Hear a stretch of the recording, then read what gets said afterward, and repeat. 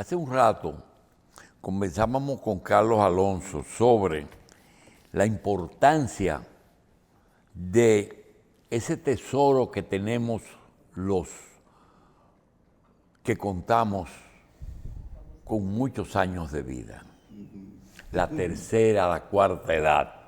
Y nosotros valoramos eso porque hay un viejo dicho que reza: la experiencia no se improvisa.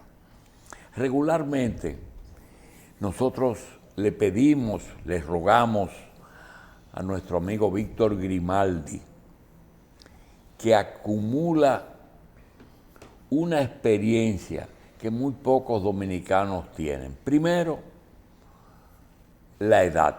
Segundo, ha estado siempre activo en su profesión de periodista y en los últimos 11 años se ha desempeñado como embajador dominicano ante la Santa Sede, que independientemente de que la Santa Sede está en Italia, también está en Europa y le ha permitido contactos y conocimientos que son difíciles de adquirir desde nuestro país. Es decir, que frente a un país lleno de problemas, nosotros le hemos pedido a Víctor que esté con nosotros para tratar algunos temas y que nos dé su opinión. ¿De qué estamos hablando? Estamos hablando de que, le vamos a poner un ejemplo, Chu Vázquez y el jefe de la policía. Sí. Los medios culpan a esos dos señores, y no sale también el gobierno de Abinader con el problema de el trato de los haitianos en la calle. Acaban de decirnos que recogen cientos de haitianos y que a los pocos minutos la policía, no migración, la policía los recoge y los pone en libertad. Segundo, el control de armas. Solamente pueden controlar las armas legales. Jesús Vázquez Martínez puede controlar la delincuencia, puede tomar medidas sobre una situación que está íntimamente ligado al uso de drogas en la sociedad dominicana y que cada día es mayor. Difícil. A veces ustedes ven una noticia que dice: joven agrede a su mamá o su abuela. Eso es discutiendo por dinero para la compra de drogas. Y hasta la matan. Y eso no, y las matan. Entonces, toda esa situación que usted ve de cargarle la culpa a un ministro de Interior y Policía, o de un jefe de la policía, o de un presidente de la República, es difícil. Estaba escuchando antes de venir esta mañana a Ramón Alburquerque, que repitió un programa de hace 2 semanas, en la emisora La Z. La Z propició, invitó a un grupo de haitianos. Y me llamó la atención, todo esto quiero que Víctor se tome su tiempo y nos analice todos estos problemas. ¿Pero con qué? Con la experiencia. ¿Qué pasó en ese programa? Lo primero que veía era que se invitó un obispo, un senador, un traductor, una miembro de la ONG, de una ONG, y vi algunas cosas que las iglesias no trabajan en los planes sociales junto con las ONG en todos los programas, porque tienen diferencias. Lo segundo que vi es que Los haitianos no quieren que le mencionen la palabra país. Ese es un país fallido. Ninguno de los invitados aceptó que le digan fallido. Todos rechazaron el término. Lo otro es la situación de la situación interna en Haití.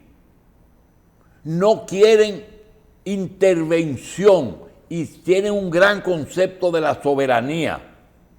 Pero lo que más me llamó la atención es el temor que tenía Ramón para preguntarle asuntos vitales a ese grupo de personas, un obispo de Puerto Príncipe, ¿verdad? Entonces me llamó la atención, como pisando sobre vidrio para no ofenderlo. ¿Era católico? Sí, el obispo católico de Puerto Príncipe. ¿Y cómo llegó aquí desde Puerto Príncipe? Lo invitaron, ¿Pero y cómo no lo trajeron. ¿Pero cómo? La Z lo trajo. ¿Pero por dónde? O por avión, por barco, por qué sé yo. Lo trajeron y lo hospedaron y le dieron un programa especial. Y llegó vivo. Sí, sí, hablaron de las bandas, hablaron de todo. Víctor, de toda como dicen, esa caterva, como decían, esa caterva de vainas que te he planteado. Cuando tú ves tu país, tú llegado de Europa, pero tú también llegas de un país que Italia está llena de problemas de todo tipo, políticos, y lo mismo que pasa en Brasil con Lula, pasó con Berlusconi, está rehabilitado en Italia. Háblanos de todas esas cosas. Tienes, óyeme, música maestro, como dicen por ahí. Vamos a comenzar hablando, antes de hablar de Europa, vamos a hablar de Italia, de la República Dominicana y de Haití. Usted mencionó el obispo de Puerto Príncipe. Sí. Puerto Príncipe es la ciudad capital del hermano país de Haití, de la República de Haití. Debemos tratar al pueblo haitiano, a su gobierno y a su Estado con el debido respeto. Porque como usted dice, los haitianos son muy celosos de su soberanía. En el terremoto del año 2010, creo, estoy casi seguro, quizá Carlos Alonso me corrige, que falleció en el terremoto el arzobispo de... Falleció en el arzobispo estando le dentro cayó de la... arriba la catedral. Sí, Bueno. se desplomó. Fíjese lo curioso, el año anterior, usted mencionó a Italia, había ocurrido el día 6 de abril, en la madrugada del 6 de abril de Italia, un terremoto a 200, 300 kilómetros de Roma, en las montañas, en una ciudad muy famosa, se llama L'Aquila, la Águila, digamos. Y ahí murieron más de 300 personas, pero 300 personas en un país desarrollado que mueran en un terremoto es un escándalo, es como si murieran 3.000 en la República Dominicana. Eso fue en abril. En enero, entonces ocurre el terremoto de Puerto Príncipe, el 10-12 de enero fue, del 2010.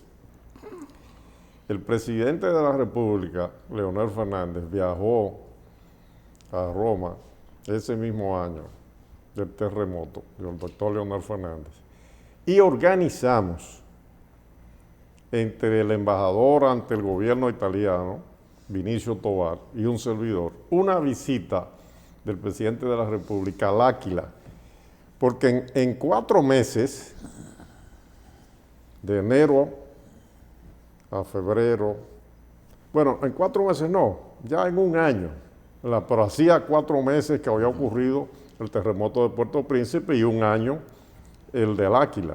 Fuimos a ver el esfuerzo de reconstrucción que se realizó en Italia con todas esas técnicas que tiene un país desarrollado, aunque la burocracia a veces retrasa la tarea de reconstrucción por muchos obstáculos, pero avanzaron muchísimo para ver cómo la República Dominicana y su gobierno ayudaban a Haití.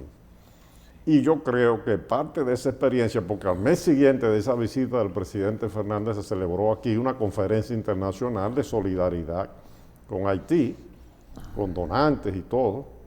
Yo creo que parte de esa experiencia se estudió y se utilizó en la solidaridad que tuvo el gobierno dominicano y que tuvo también el pueblo dominicano, sobre todo con Haití. Pongo este ejemplo porque no hay ninguna duda de que en circunstancias muy especiales, si ha habido un pueblo y un país que ha sido solidario con los haitianos, es el pueblo dominicano y es el gobierno dominicano. Puse un ejemplo del pasado, pero podemos poner hasta de este gobierno, la solidaridad que siempre se ha manifestado, pero hay un límite, doctor. Esto por todas estas explicaciones que usted ha dado de esa conversación en el programa que escuchó sobre el tema de Haití. Y como dijo el presidente de la República, Luis Abinader, hace poco, cuando se estaba tratando el tema de la devolución hacia el territorio haitiano de los ciudadanos del vecino país que están aquí sin documentación. Dijo el presidente, la República Dominicana es el país, y eso lo decía siempre el cardenal Nicolás de Jesús López Rodríguez, que más ha ayudado a Haití. No hay un pueblo, no hay un gobierno, no hay una nación que haya ayudado más a Haití que la República Dominicana, pero ya los haitianos tienen que resolver sus problemas. Con todo el respeto, los haitianos son muy celosos, pero ya que lo resuelvan. Nosotros no podemos seguir cargando con el tema haitiano. Y a raíz de la situación que se presentó 3 años y muchos meses más del terremoto de Haití, en el 2013, la situación que se presentó aquí, cuando el Tribunal Constitucional emitió el fallo aclarando y precisando ya definitivamente ese tema relacionado con la nacionalidad de muchos residentes irregulares en este país, la mayoría haitianos. Todo el cuerpo diplomático debió realizar un trabajo intenso en todas partes. Ahora hay una preocupación, lo menciona el doctor Jacín, de que pueda de nuevo desatarse una campaña contra el país, pero la Embajada de los Estados Unidos se le atribuye una nota que habría emitido diciendo que aquí se está discriminando por el color, pero yo creo que lo primero que miran en la frontera sur de los Estados Unidos, y el norte de México, ¿qué es, doctor? ¿Qué es lo primero que le ven a los que llegan? ¿Que los devuelven o los toman presos? Lo primero que le ven es el origen étnico de una vez, los rasgos. Porque eso es una cuestión elemental. Sí.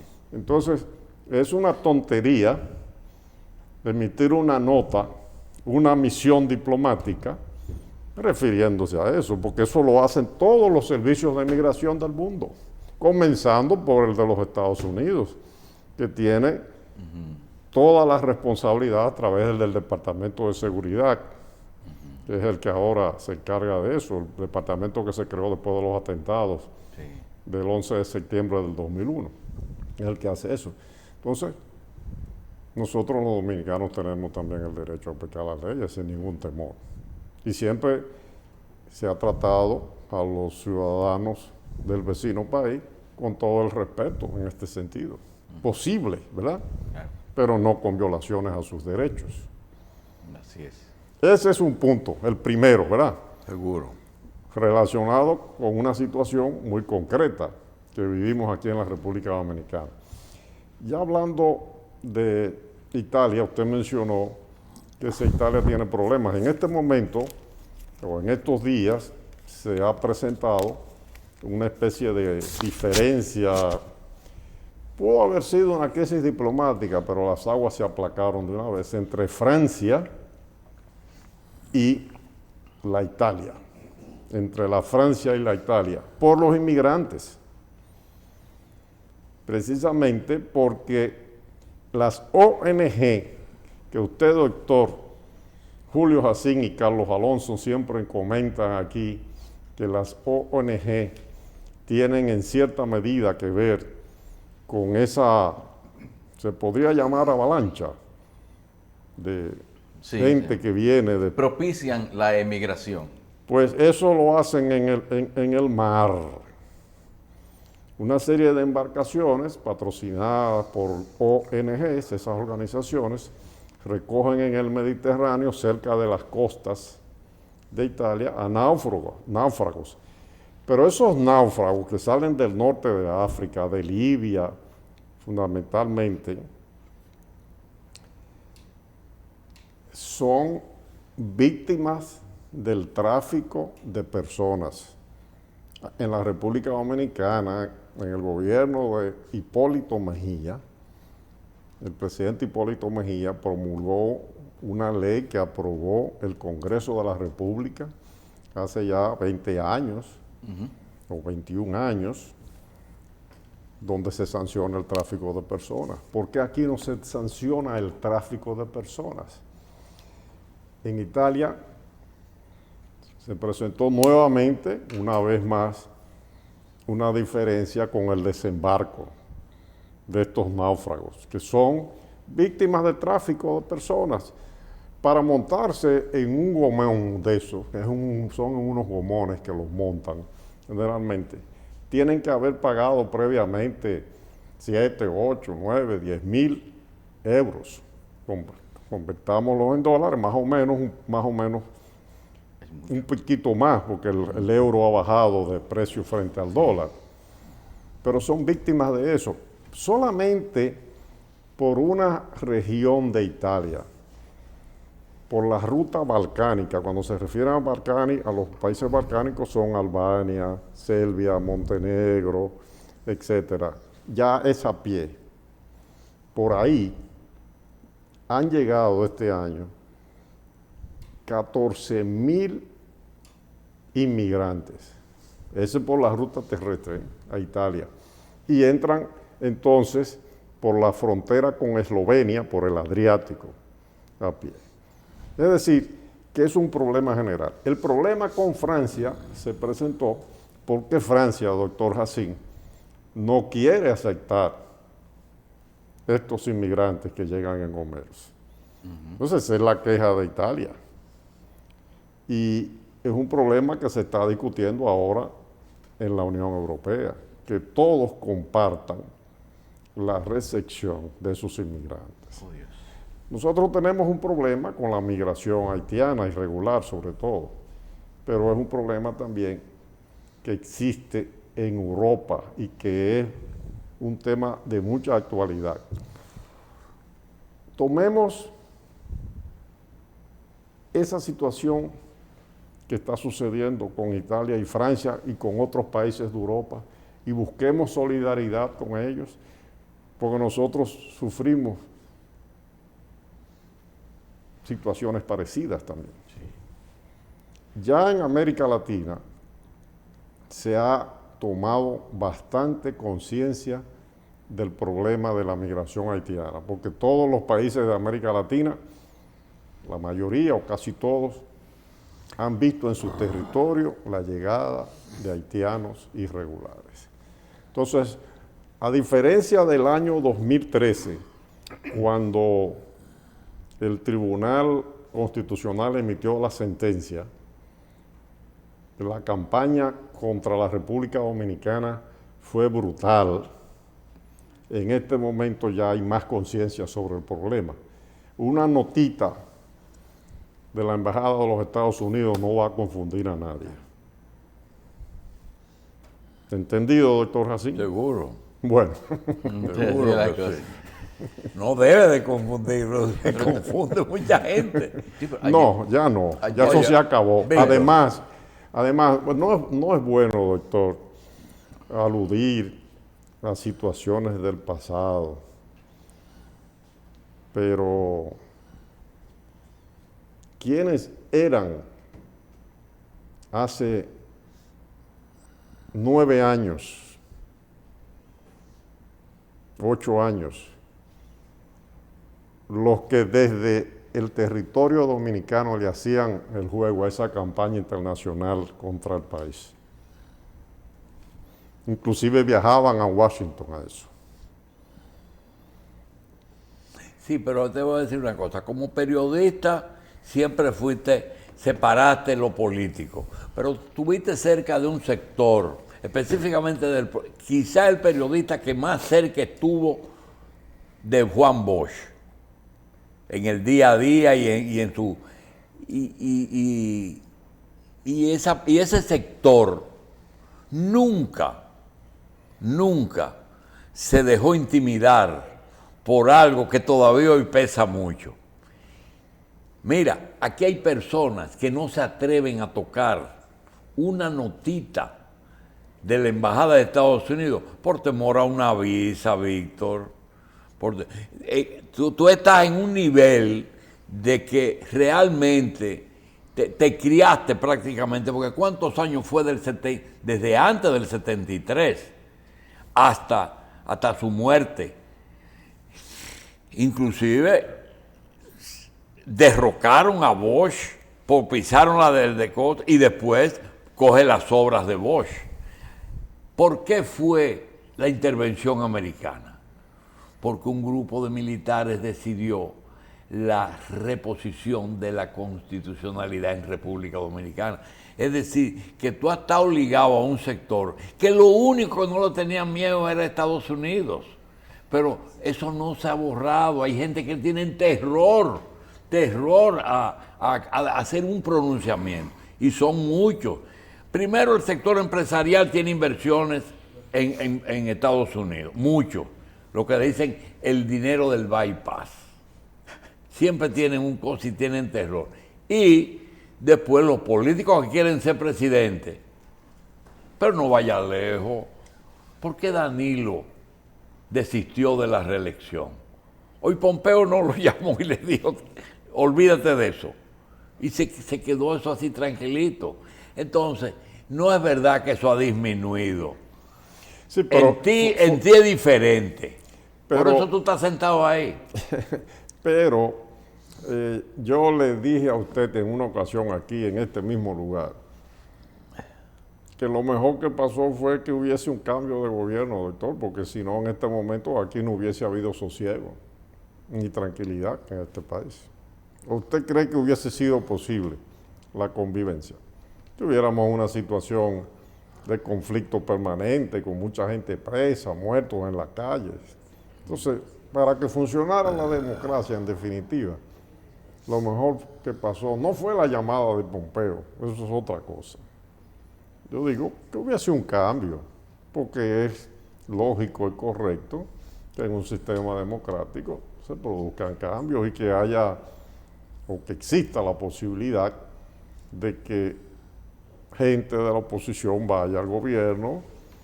Ahora, quienes están en el gobierno son jóvenes la mayor parte de los que están gobernando, comenzando por el presidente de la República, salvo algunas excepciones. Entonces se están dando cuenta de que no es lo mismo gobernar que hacer oposición, que hay que día a día enfrentar problemas sociales, económicos, políticos y este tema, el de la migración. Era el punto de vista de quienes están gobernando el mismo que tienen ahora sobre el problema migratorio. Yo pregunto, usted que lleva el recuento de los hechos históricos. Sigue. Pues esas son las realidades de la vida y de la política.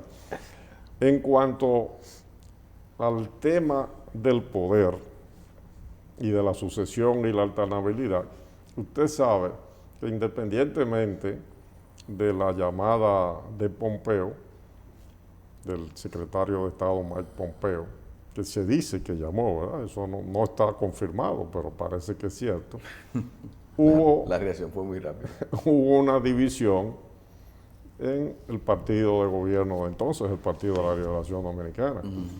Si el doctor Leonel Antonio Fernández Reina hubiese sido el candidato del Partido de la Liberación Dominicana, el PLD hubiese ganado las elecciones. Sí, porque no se hubiera dividido. No se hubiese dividido. La división fue, No, no pero- el candidato, sino la división. No, pero además, Igual que si Lionel hubiera apoyado a Gonzalo, también fuera el PLD gobierno. también, pero realmente hubo un conflicto interno que era De ellos dos. indisoluble y tenía que pasar lo que pasó. Así que esa es la realidad, ¿verdad? Vamos a ver, ¿qué otro tema quieren ustedes que tratemos? Hostia, de la montaña no. Usted mencionó a Silvio Berlusconi. El Sí, ¿cómo se rehabilitan esta gente? Bueno, sí, Tanto Berlusconi como Lula.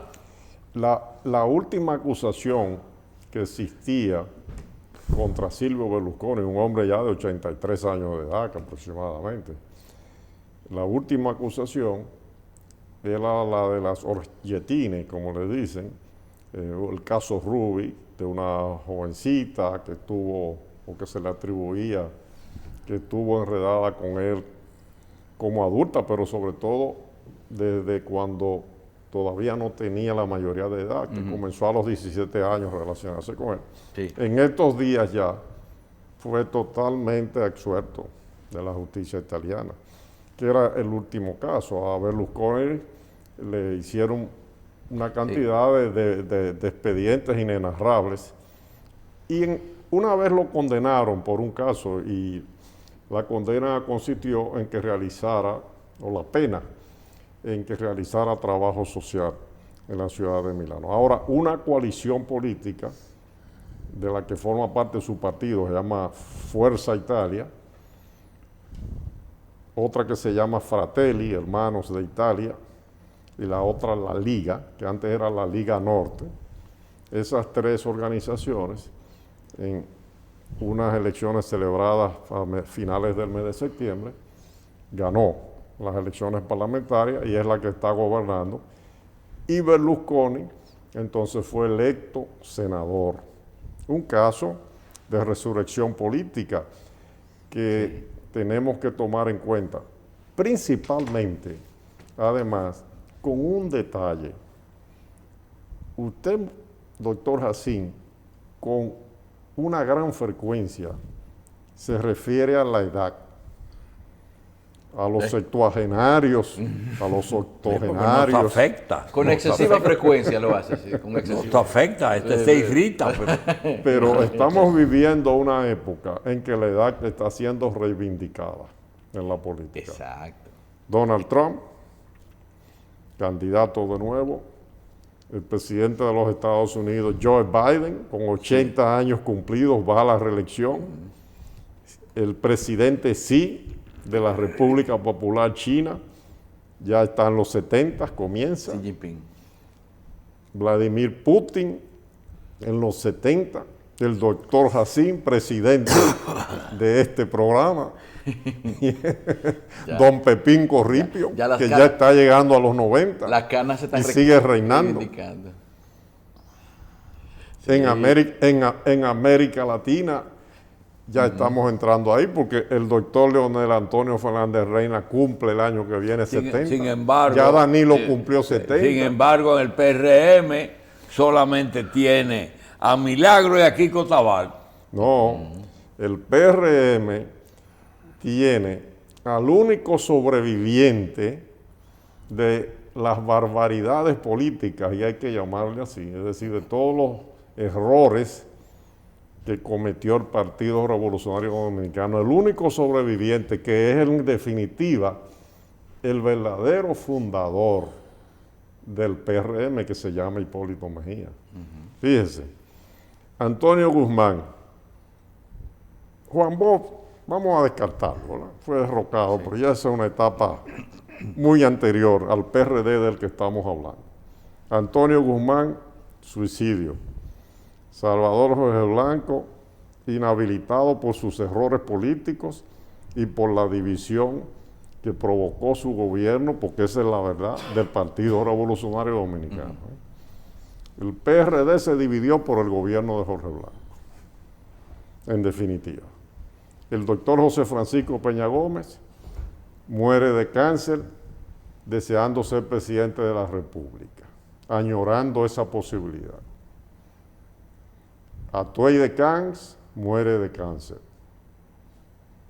No llega a ser presidente, que era un líder con muchas proyecciones. Pero Atuey de Camps Sí. fue de los que participó y se dice que encabezó el enfrentamiento contra el presidente Hipólito Mejía y que le impidió al presidente Hipólito Mejía ser reelecto en el 2004 por la división y la presión del propio PRD. El caso de Jacobo Magluta también vemos en qué parte. Es decir, todos estos líderes que fueron los líderes políticos más importantes del Partido Revolucionario Dominicano terminaron de esa manera. El único que sobrevivió, que ha sobrevivido como líder y presidente es Hipólito Mejía, y es el fundador del PRM. Usted me dirá, un grupo, Ramón Alburquerque, el amigo, sí, tiene sus méritos, y otros más. Pero sin Hipólito Mejía y Domínguez, el Partido Revolucionario Moderno hoy no existiría ni estuviera gobernando la República Dominicana. ¿Cuántos años tiene Hipólito? 82. 81. Bueno, pues entonces ahí se fortalece esta tesis de que estamos ahora en esa época, en la época de los septuagenarios, de los octogenarios, y cuidado, porque Balaguer ¿Verdad? fue el primero que dio el ejemplo. Hasta que se murió hizo política. Fue candidato en el 2002. ¿En el qué? 2000. En el 86 fue que retornó al poder, 86-90, 90-94. Sí, pero fue a 2 elecciones más. Y después de 94-96. Fuera del poder fue 2 veces. Pero usted sabe que antes del doctor Joaquín Balaguer había un caso en la historia que fue el presidente de Irlanda,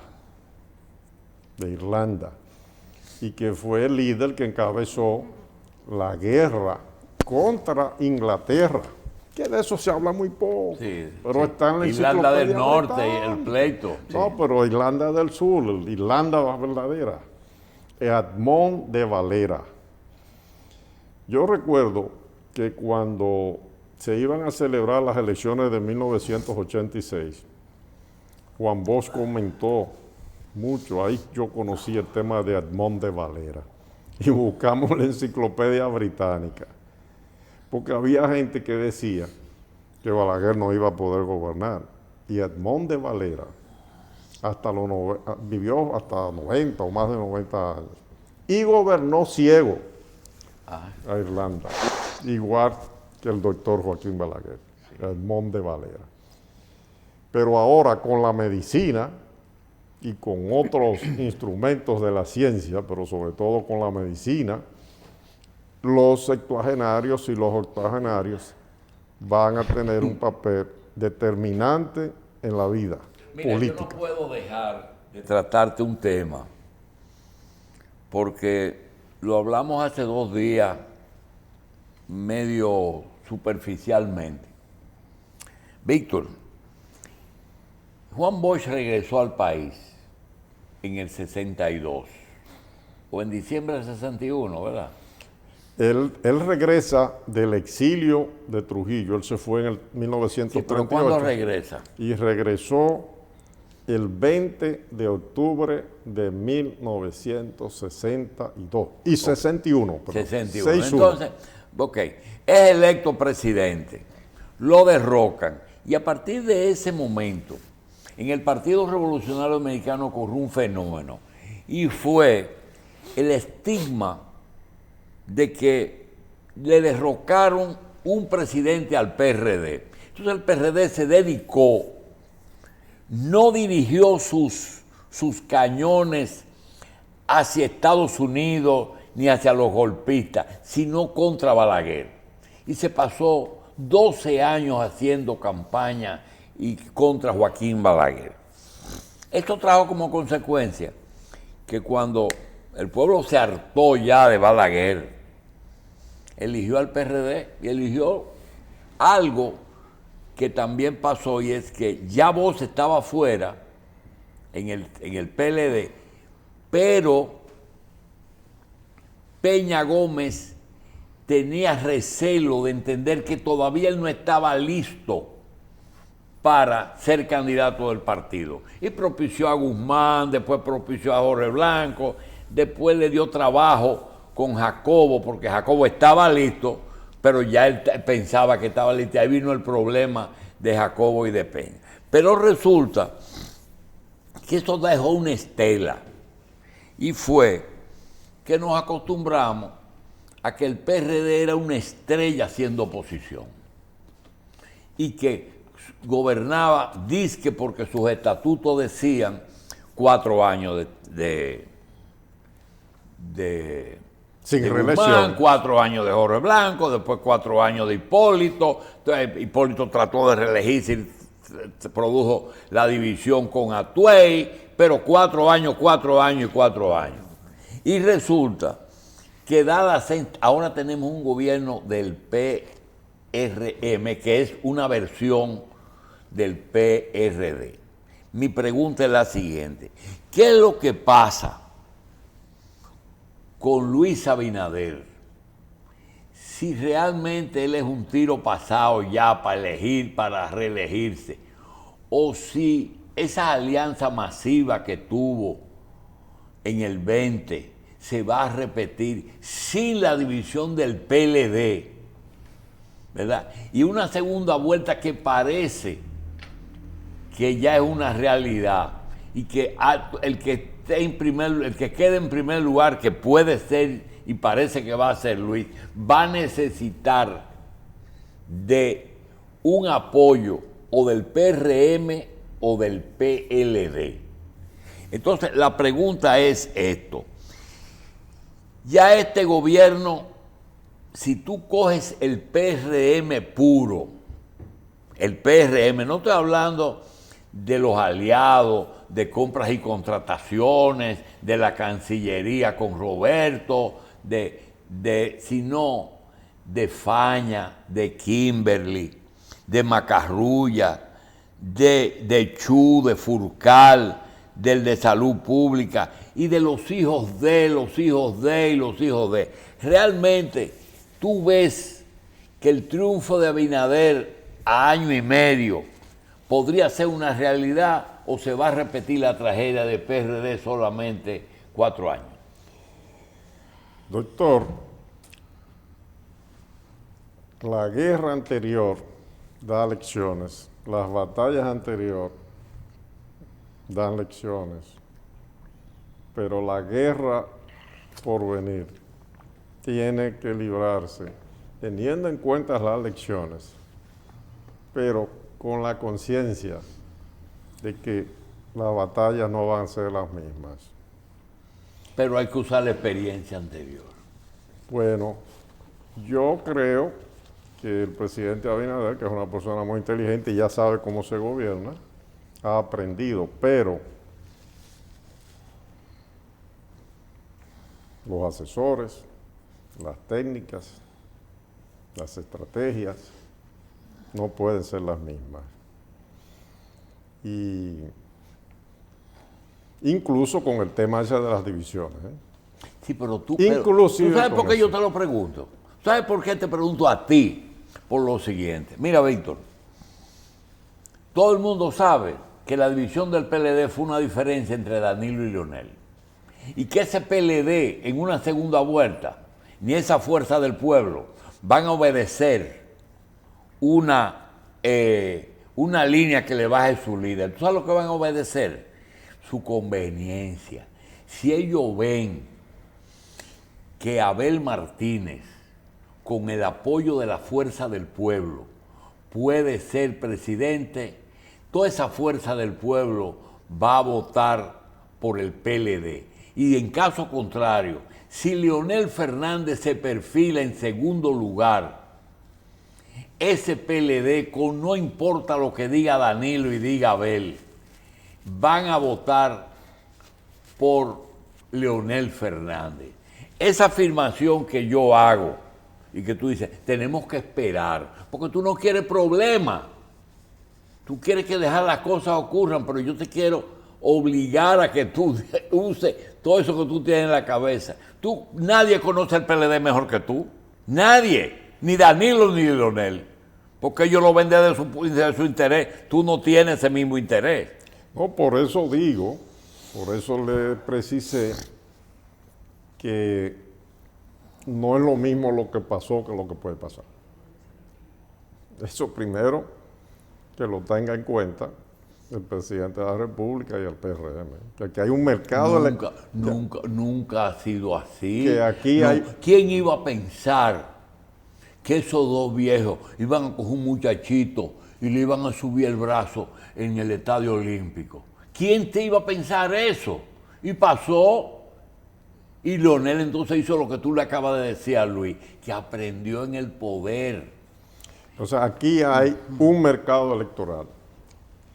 Todo va a depender de las circunstancias, de la situación económica y social del país, de una serie de factores. Si hay segunda vuelta, como usted dice, yo estoy de acuerdo con usted. La segunda vuelta va a ser la gran incógnita, pero si es Leonel Fernández quien queda en segundo lugar o en primer lugar en la primera vuelta, o no con los votos suficientes, o Abel Martínez, entonces hay cambio de nuevo ¿Y tú crees que en el año 2024, ese mercado con electoral, una de esas personas siendo ese, los electos para ser presidente de la República? y ese mercado electoral, esta vez, porque lo hablo con Carlos a cada rato, y Carlos coincide, de que la motivación del voto es lo que a mí me convenga. Ya la gente no está pensando en el líder, de quién me conviene a mí. Bueno, pero el líder, el candidato, representa una esperanza de lo que me conviene a mí, como usted dice. Precisamente estaba hablando de la resurrección política de Berlusconi y de otras figuras. Entonces, parece como si lo que estuviera más pesando es, y de Lula específicamente, como que está pesando más los resultados de una gestión que el liderazgo en muchos casos. Es decir, es eso de lo que estamos hablando. De que la gente empieza, pone incluso hasta por encima de los procesos judiciales que puedan haber afectado a una persona, lo bueno que haya hecho en el paso por un cargo. Los procesos judiciales, la utilización de la política, de la justicia con fines políticos, eso está desacreditado ya totalmente. Eso no tiene ninguna importancia, 0.1, porque la gente se ha dado cuenta de que con razón o sin razón, la utilización del expediente político es trampa en definitiva. Y ahí está la prueba de lo que pasó en Brasil, pero en otros lugares, en Italia. Algo que a uno y en Estados Unidos, Trump, el presidente Trump, conserva su apoyo.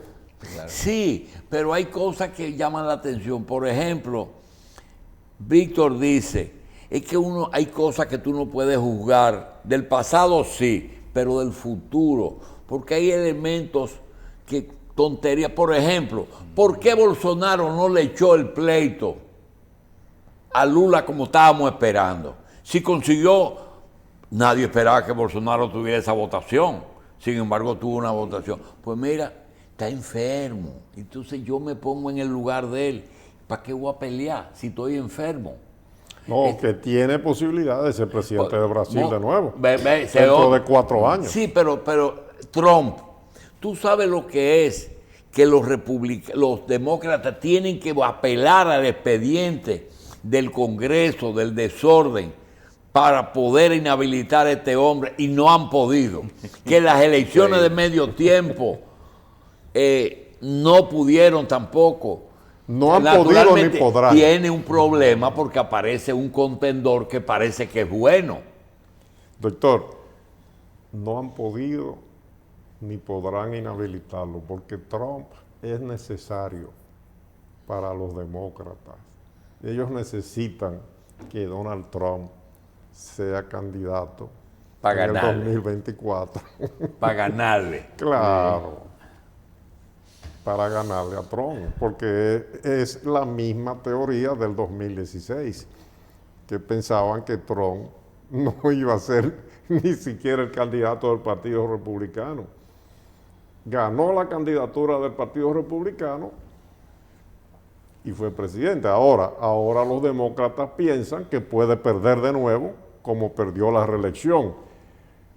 Trump será el candidato del Partido Republicano como van las cosas. Que gane o no, es posible que gane y es posible que no gane. Y los demócratas, lo que pasa, que arman el expediente político basado en verdades y en mentiras, porque hay verdades y hay mentiras, y eso es parte de la lucha política en los Estados Unidos de América. Y eso es lo que va a pasar. Y en la República Dominicana, ya para las elecciones que están a la vuelta de la esquina, falta poco tiempo para el 2024. Eso no tiene ninguna importancia. Y ahora porque aquí no hay partido político ni dirigente político que no tenga cola que le pise. Y no hay uno solo, ni un partido, sí, ni un hombre, líder que siempre no tenga tiene cola. algo que sacarle. Pregunta, ¿tú consideras que en República Dominicana los políticos terminan? Es decir, si Leonel pierde, ya no se debe contar con Leonel. Danilo está todavía inhabilitado, ya no se debe contar con Danilo, o hay que contar con Hipólito, con Leonel y con Danilo, 3 expresidentes. Pero con Hipólito es el ejemplo más claro de que ha habido que contar después que salió del poder. Cuando Hipólito salió del poder en el 2004, la campaña de suciesas que hubo contra Hipólito, eso fue interminable, contra Hipólito. Y cuando salió Leonel en el 2012, donde quiera le hacían un piquete, y a veces trataron hasta de cerrarle las calles para que no pasara en el 2012. Y a Danilo no le hicieron cosas peores porque había pandemia. Sin embargo, ellos son los 3, y lo será el presidente Abinader si deja el poder en el 24 o en el 28. Líderes políticos con experiencia de Estado con los cuales el país tiene que contar. Por eso es muy discutible, pero yo estoy de acuerdo en gran medida con la posición de Hipólito Mejía, que a los presidentes no se les toca. En México, parte de la estabilidad política que tuvo México y que ha tenido México, que eso se ha dañado un poco con el problema del narcotráfico, se debió al respeto a los presidentes. Pero en Estados Unidos, ¿cuál presidente ha estado preso? Nunca. ¿Y cuántas cosas no ha hecho un presidente de los Estados Unidos de que se le pueda acusar en un tribunal internacional, comenzando por ahí, por las guerras? Sin embargo, ese país respeta la figura del presidente y la institución de la presidencia de la República Federal de los Estados Unidos. ¿Qué posibilidad hay? Se está gestando un intento de lograr algunos escaños, pero por ellos mismos, no que Peña Gómez lo ponga, ni que el Balaguer le dé un chance, porque Balaguer le dio chance a 2 o 3 izquierdistas y PRDistas, y Peña Gómez ingresó muchísima gente de izquierda. De que la izquierda conforme una boleta electoral, por lo menos para competir en lo municipal y en lo congresional. Bueno, doctor, nosotros no tenemos una tradición política electoral de algún partido de izquierda, porque el Partido Revolucionario Dominicano en los años 70 asimiló a la izquierda, y el Partido Comunista Dominicano, que promovió la abstención muchas veces, tampoco pudo, ni los otros grupos, todos se asimilaron. Entonces hay movimientos sociales que aparecen. Ahí mismo, ¿mucha izquierda pasó al PLD cuando se fundó o no? No, porque... ¿Y quiénes esos jóvenes? Porque la izquierda de ese momento, que era muy fuerte, el Movimiento Popular Dominicano, el 14 de junio, la Línea Roja y otros grupos, el PCD también, siempre fueron muy hostiles al Partido de la Liberación Dominicana, porque pensaban que el Partido de la Liberación Dominicana quería sustituirlo como organización de izquierda por la amistad, por ejemplo, que tuvo siempre Juan Bosch con Fidel Castro, que venía de mucho antes. Mucho antes de ser Fidel Castro político. No es que ellos siempre aspiraron que Bosch sea su líder y Bosch no lo quiso. No, yo no quiero nada con ustedes. Porque no era algo de eso. Bueno, lo que pasa es que algunos grupos de izquierda o algunos personajes dentro de los grupos de izquierda del país siempre se acercaban o al PRD, con el PRD no pudieron, en definitiva, aunque influyeron algunos en José Francisco Peña Gómez, pero al PLD, pensando que Juan Bosch un día iba a desaparecer, ¿verdad? Sí. Y que entonces ellos iban a tener el control de la organización. Por eso muchas figuras así conocidas de la izquierda ingresaron al Partido de la Liberación Dominicana y después o tuvieron que estarse tranquilas o trataron de crear divisiones y se fueron porque no fueron formados. Sí, pero esos movimientos, Carlos, esos movimientos que hubo en el PLD, que a veces hasta Bosch hacía una rabieta y se iba y después volvía, ¿era que trataban de torcerle el brazo a Bosch o de sacarlo? No, de ninguna manera. En el año 1978 ocurrió la primera gran crisis en el Partido de la Liberación Dominicana, en septiembre. ¿En qué año? 1978. A raíz del... Las elecciones fueron el 16 de mayo, junio, julio, agosto, septiembre, 4 meses después. Y en esa crisis lo que ocurrió fue que una buena parte de los que fundaron el PLD junto con Juan Bosch renunciaron por unas disputas internas, porque entendían que Juan Bosch estaba parcializado con el doctor Rafael Alburquerque en ese momento. Y se fue Franklin Almeida, se fue Euclides Gutiérrez Félix, Rafael Caseata, Ramón Blanco Fernández. Sin embargo, después ellos regresaron. El primero que regresó en el año 1982 fue el doctor Euclides Gutiérrez Félix. Pero no eran gente de izquierda ni del partido de izquierda. Fueron de los fundadores del PLD, aunque algunos, como Euclides, había sido dirigente del 14 de junio. Después sí hubo en algunos momentos otras escisiones, salidas de grupos, etcétera, de personajes conocidos. El caso del doctor Rafael Alburquerque, a finales del 1984, pero fue una expulsión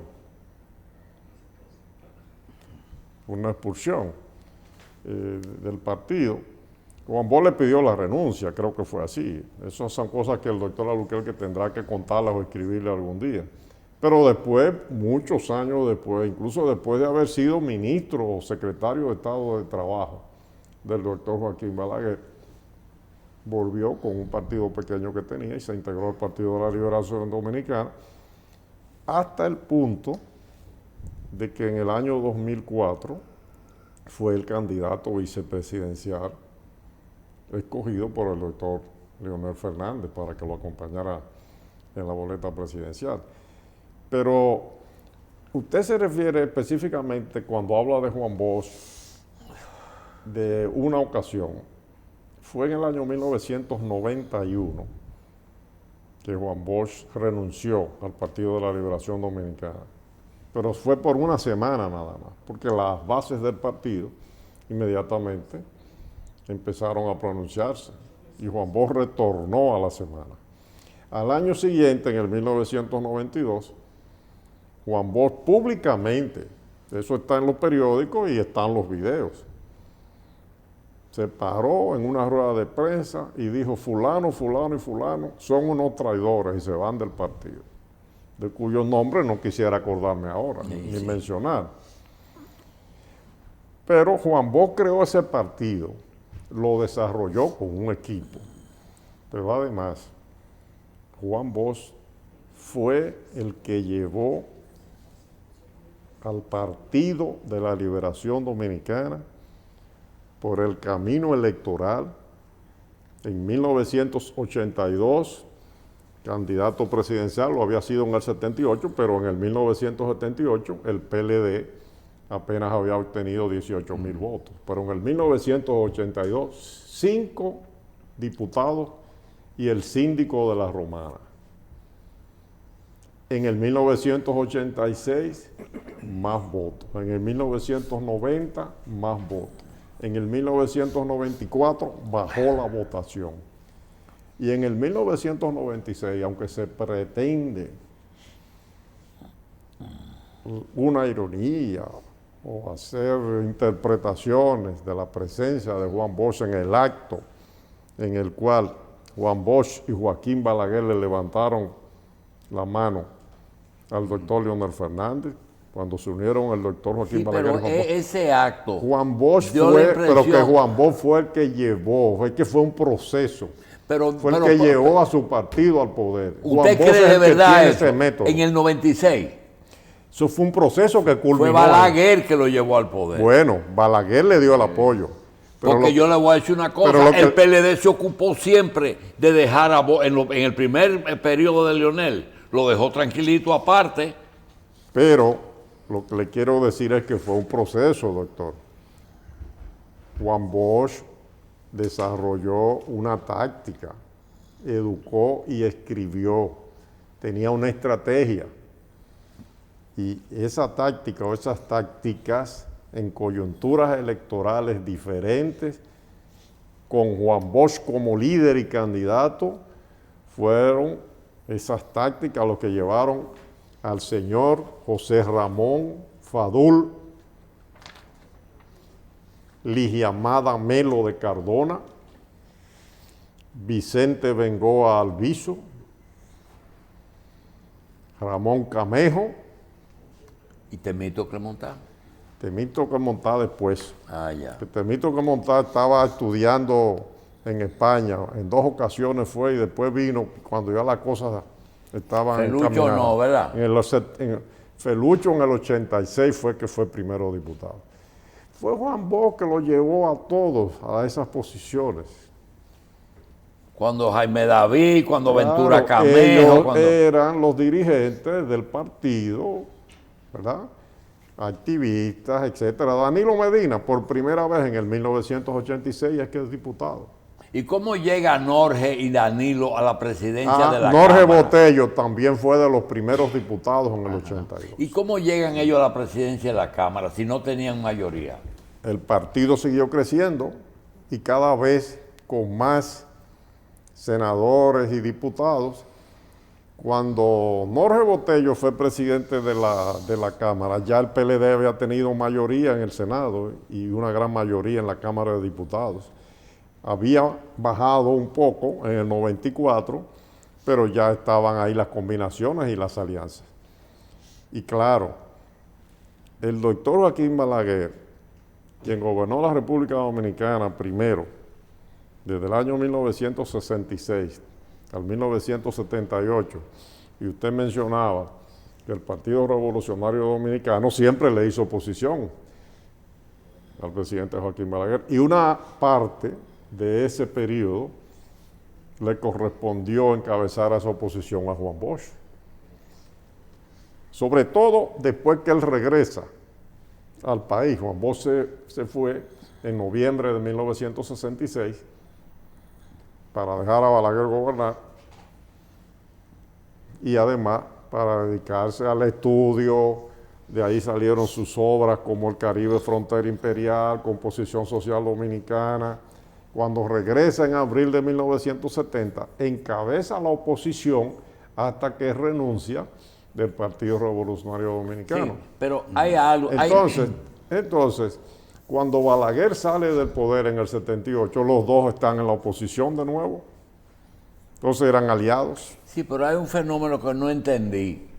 A pesar de que tú eras periodista, tú transmitiendo frecuencias. Tú eras frecuencia periodismo, pero era un hombre cerca de Bosch. Entonces, Víctor Grimaldi, Miguel Coco, que era Corecato, pero ahí nadie pensaba en Corecato. Monchi Fadul, Eduardito Selman. Nunca a esas personas se les señaló de que eran ni de izquierdista, ni comunista. ¿Cómo ustedes se encargaron como de abrirle el paso a Bosch, en Miguel Ferri, por ejemplo, que eran empresarios que lo apoyaban? ¿Cómo ustedes se hicieron para que algunos sectores de poder como que aceptaran ese partido? En el 1982, en la campaña del 1982, cuando las elecciones las gana el doctor Salvador Jorge Blanco, es que comienza ese acercamiento. Eduardo Selman Hasbún, Sí. nuestro querido amigo, hermano de Chichi Selman, Sí. había sido becado por Juan Bosch cuando era presidente.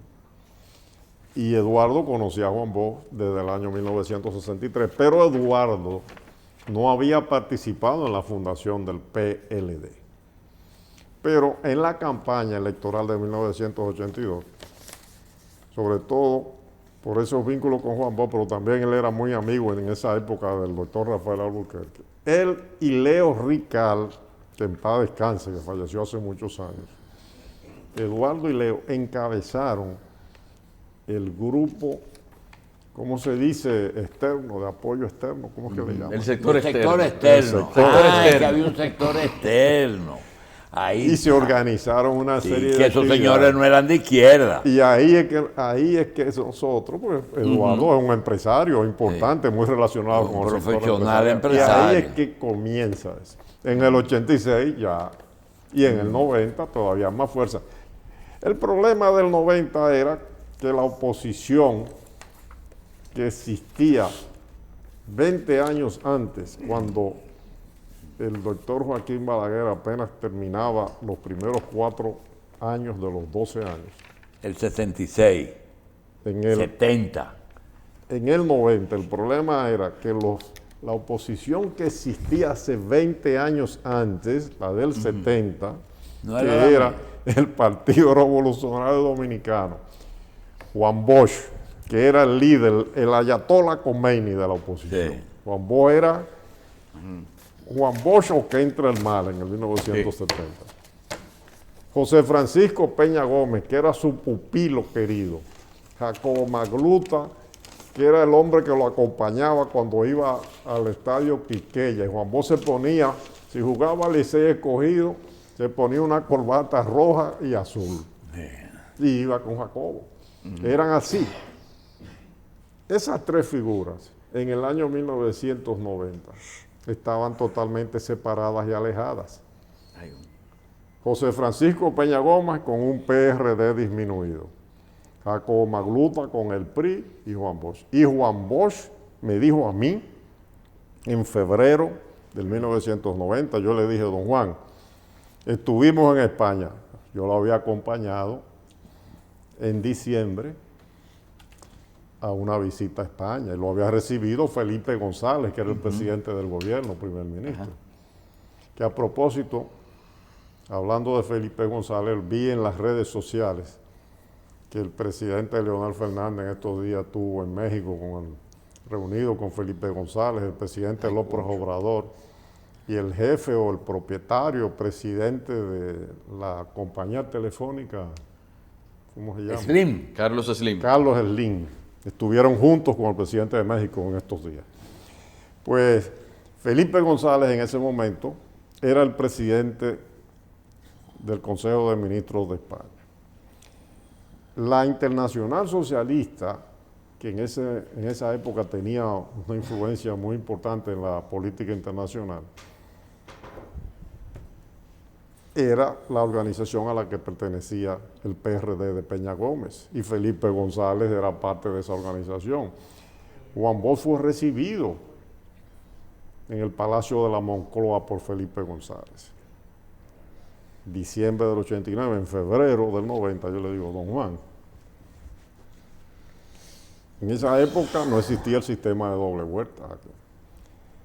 Las encuestas indican que estamos más o menos arriba, que podríamos ganar las elecciones. Pero a Balaguer no se le pueden ganar unas elecciones sino con una fuerza suficiente. Estuvimos Usted fue invitado por Felipe González en la Internacional Socialista. Él es el que tiene los vínculos con Peña Gómez.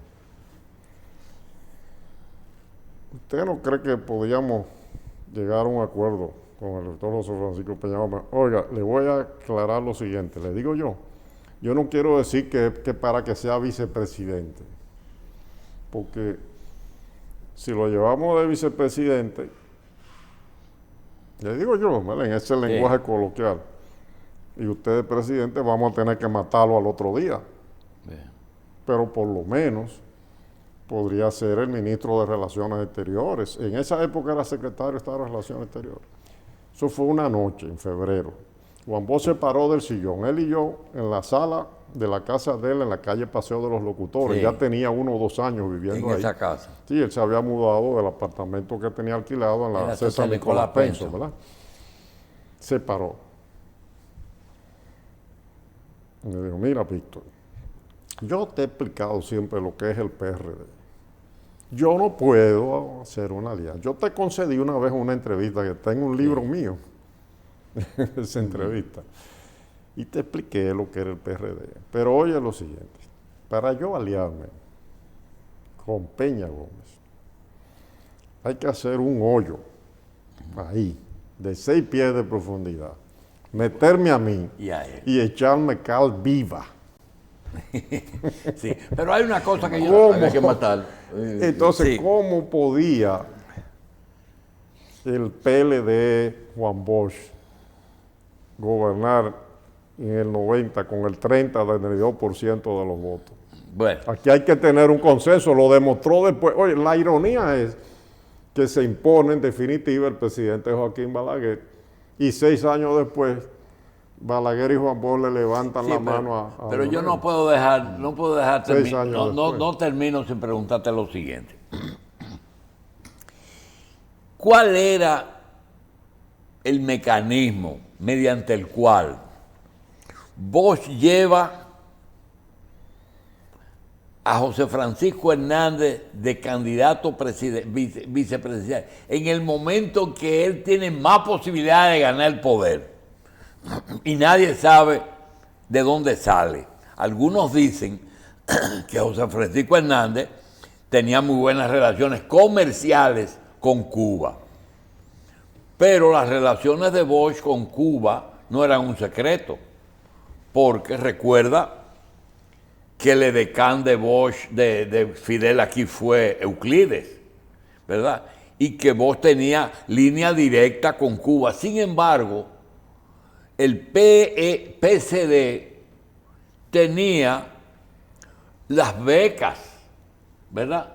Y relaciones con Cuba y los enfermos. Y yo nunca me he explicado por qué Cuba manejaba a Bosch y al PCD por separado. ¿Por qué? Porque el Partido Comunista Dominicano era la organización oficial dentro de la red que tenía la Unión Soviética del Partido Comunista. Entonces ellos solamente tenían una relación formal desde el punto de vista de la conexión entre partidos comunistas. Entonces el Partido de la Liberación Dominicana no fue ni nunca ha sido un partido comunista. Nunca. Y Juan Bosch lo aclaró siempre. Pero nosotros... Pero frente a Estados Unidos era peor que los comunistas. No, siempre fuimos solidarios con Cuba. Y hay que ser solidarios con Cuba y con el pueblo cubano y con el ejemplo que ha dado Cuba de dignidad. La Asamblea General de las Naciones Unidas todavía hoy, doctor, hoy, hace poco, sí, pidieron de nuevo pidió que le quiten el bloqueo a Cuba. Y Juan Bosch había vivido en Cuba, su esposa era cubana, hijos cubanos. Una tradición además por encima de las ideologías, de relaciones entre los dos pueblos que han quedado aislados totalmente. Antes había un contacto permanente entre los pueblos cubanos y dominicanos y puertorriqueños, pero la dominación de Estados Unidos en el Caribe esterilizó esas relaciones. Eso tiene que desaparecer. Puerto Rico debería ser un país independiente, pero no lo va a hacer porque, oigan, los primeros programas de esterilización de esterilización. Alberto Fujimori en Perú está sometido a la justicia por hacer un programa de esterilización clandestino. Pero los primeros programas de esterilización los realizó Estados Unidos en Puerto Rico. Ahí están los documentos y las pruebas. Un obispo, yo le puedo mostrar los documentos que están en internet, en PDF, documentos científicos sobre lo que pasó en Puerto Rico. Hubo un obispo, Monseñor Antulio Parrilla Bonilla, jesuita. Yo era amigo de él, que se dedicó en una gran parte de su vida a denunciar el genocidio que se practicó en Puerto Rico. El Caribe tiene derecho a un destino diferente. Los Estados Unidos son también muy responsables de lo que está pasando en Haití. Invadieron hace 30 años ese país. Llevaron 20,000 soldados de aguaje. Mire, está peor hoy.